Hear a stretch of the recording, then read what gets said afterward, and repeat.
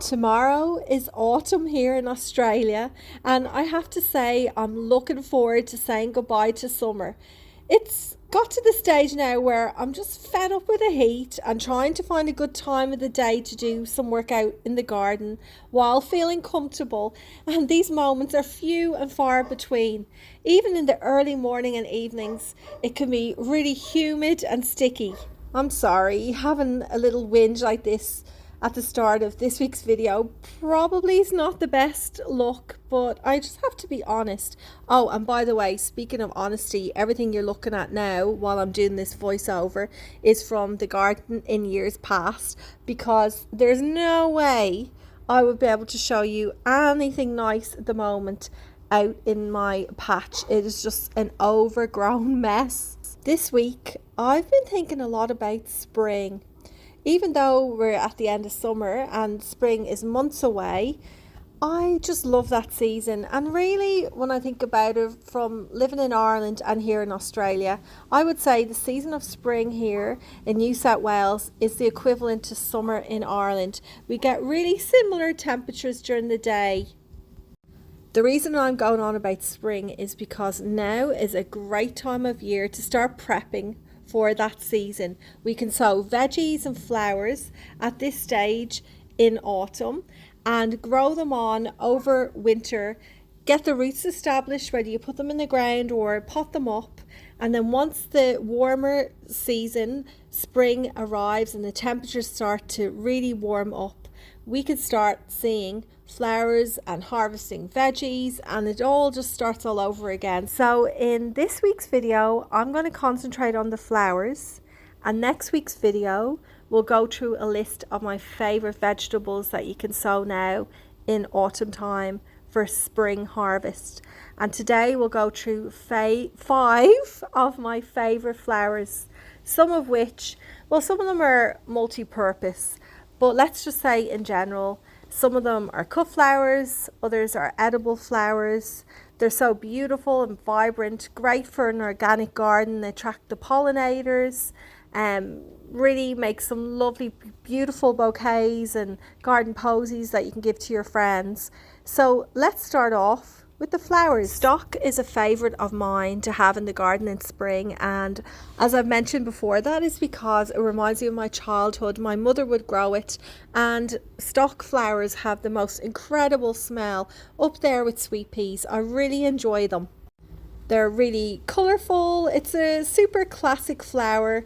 It's tall, it has a spiky stem, and also really delightful scent. It thrives in cooler weather, so it's perfect for spring.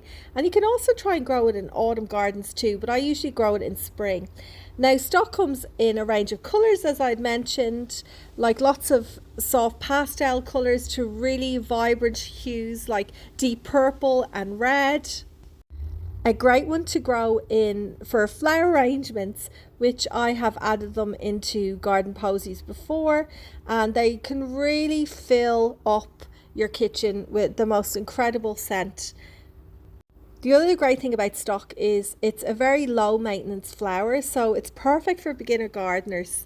It's a great addition to your garden to attract pollinators, bees, butterflies, and it really helps with cross pollination. Next up we have statice, also known as limonium. I hope I'm pronouncing that right. I'll put the name up on the screen. So it is a hardy perennial in some areas, and it comes again like the stock in an array of colours. They have really bright papery blooms that is quite a nice sensory plant to add into your patch, or if you got a children's garden at the school. It's just really fun to grow.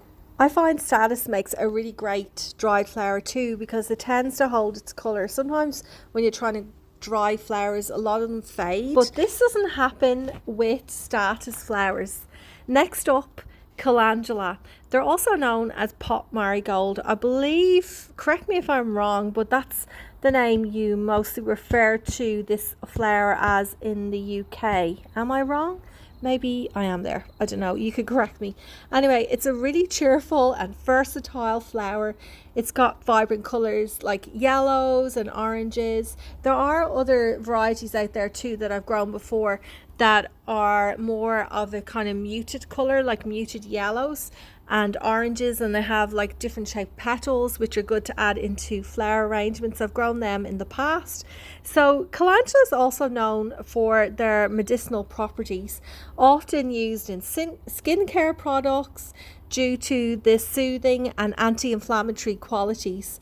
These flowers are a real favorite of mine because I find them super easy to grow, and they are loved by the pollinators and the insects in early spring when blooms are few and far between. I find the calendulas are the flowers that usually tend to open up first. And the great thing is, if you have a mild winter here in New South Wales, you can start seeing these blooms in late autumn. Next up are foxgloves. So foxgloves are a little bit different. They're a biannual plant. So in general, that means that you sow the seeds the first year, the plant establishes, develops a lot of foliage above the soil and a good root system below. And then in the second year, that's when the flowers appear. But what I find happens here in this part of the world, New South Wales, I can sow my seeds in autumn. The plant establishes over winter because we receive quite a mild winter, and I think this is the reason why this happens. And then in spring, the foxglove flowers appear. So correct me if I'm wrong there. Am I right in saying it's because we've got a mild winter and that's how we're able to get the full life cycle in the 1 year? Anyway, I do love growing these. They've got really tall spikes and there's so many bell-shaped blooms in different shades of pinks and purples and whites. You can even grow some that have like lovely speckled petals, which I have grown before. And it's so fun watching the pollinators land on these bell-shaped blooms and enter the little, like, it's like a little cave to get the pollen and nectar. Lots of fun. But the one thing you do need to remember with foxgloves is that they are actually toxic if ingested, so you have to be careful growing them around pets and children. The last one on my list, but certainly not least, is sweet peas. Another one I grow because it brings back a lot of childhood memories in my garden. My mother used to grow sweet peas and they do well in Ireland, and they actually grow well here too. They tend to struggle during the summer period, so that's why we sow the seeds now in autumn, usually around St. Patrick's Day. That's what I've found. If you sow them around St. Patrick's Day, they start to bloom in early spring, which is September here, and they continue flowering because they're kind of like a cut and come again plant. If you keep on cutting the flowers, more flowers will appear. You just need to keep on top of that because you don't want to have any of the pods forming, because once they form, I find the flower production decreases. But wow, they're like the stock. The smell is incredible, really beautiful, and you really don't need many in a vase in the kitchen or your lounge room to just fill the space with the most beautiful aroma. And I'm not exaggerating. If you've never tried growing sweet peas before, go and grab yourself a packet if you live here in New South Wales. Oh, and one more thing about them is they are a climbing plant, but you can also buy dwarf varieties. So if you've only got a balcony or a small space to garden, they do well in pots, as long as you buy the dwarf varieties that kind of don't get much bigger than, I would say, 30 to 40 centimeters. So there you go. There's 5 of my favorite spring flowering plants to sow now, and then get them established, get them going, and you'll have blooms in early to mid spring. And as I said before, if you're lucky, you could even get some in late winter. Crossing my fingers we do get a mild winter. It was all right last year. I think we only got a few frosts.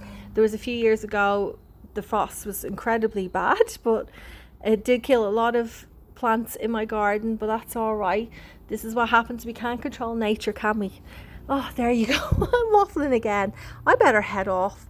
Thank you so much for watching. I hope you have a really great week and happy gardening.